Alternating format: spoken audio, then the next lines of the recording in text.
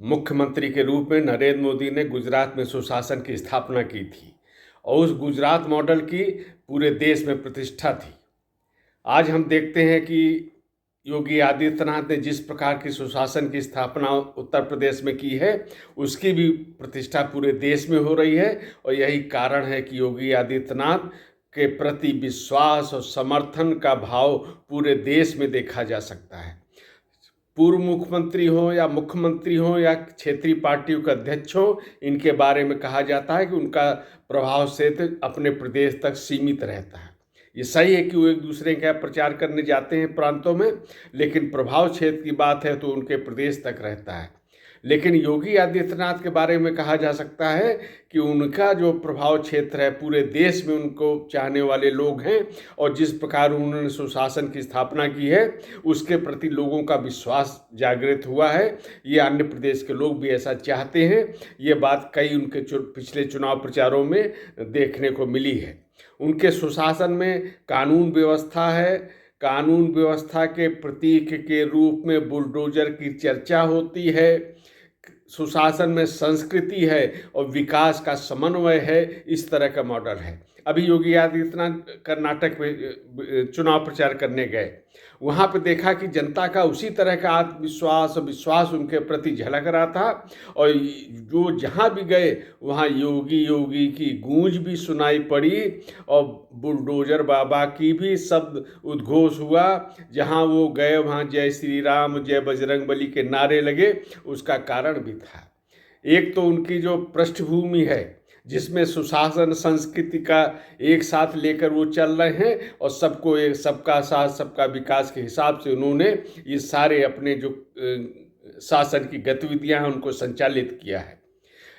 लेकिन कांग्रेस ने एक मुद्दा दिया। कांग्रेस ने अपने चुनाव के घोषणा पत्र में कर्नाटक में ये कहा कि वो सत्ता में आएंगे तो बजरंग दल पे प्रतिबंध लगाएंगे।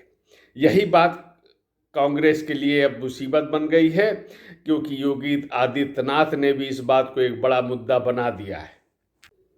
कर्नाटक में योगी आदित्यनाथ बजरंग दल की सराहना करते हैं और आतंकवादी और संदिग्ध संगठनों के प्रति कठोर कार्रवाई की बात करते हैं और कहते हैं जो राष्ट्रवादी जनमानस है कर्नाटक का, वो PFI पे को मिट्टी में मिलाने का काम करेगा, धूल चटाने का काम करेगा। ये काम करते हैं।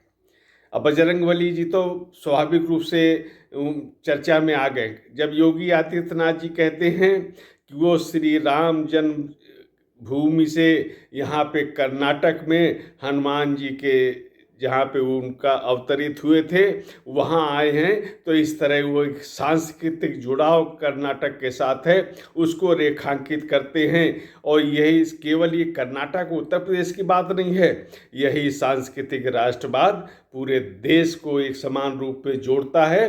और जब योगी आदित्यनाथ कर्नाटक में विषय उठाते हैं तो उन लोगों को उससे भाव विह्वल की कर देते हैं और लोग उसमें आनंद की अनुभूति भी करते हैं। इसके अलावा उन्होंने कहा कि अगले वर्ष तक श्री राम जन्मभूमि पे भव्य मंदिर का निर्माण हो जाएगा।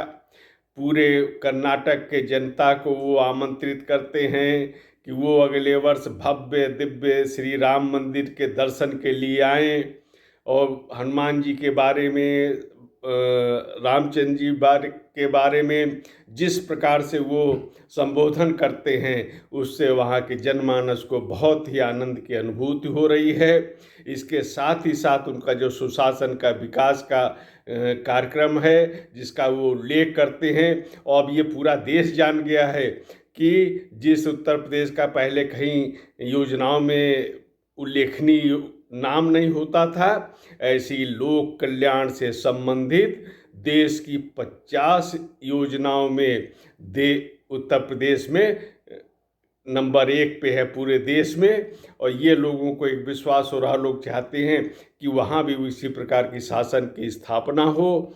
और जब योगी आदित्यनाथ जी इन विषय को रखते हैं तो लोग उन पर विश्वास करते हैं।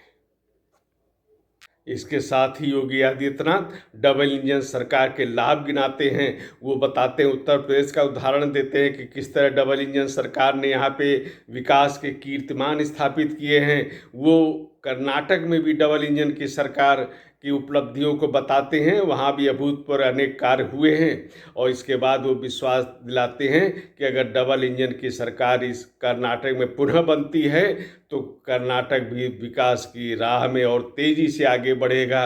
इस आह्वान को वो करते हैं जनता से, और जनता उत्साह के साथ उनका समर्थन व्यक्त करती है।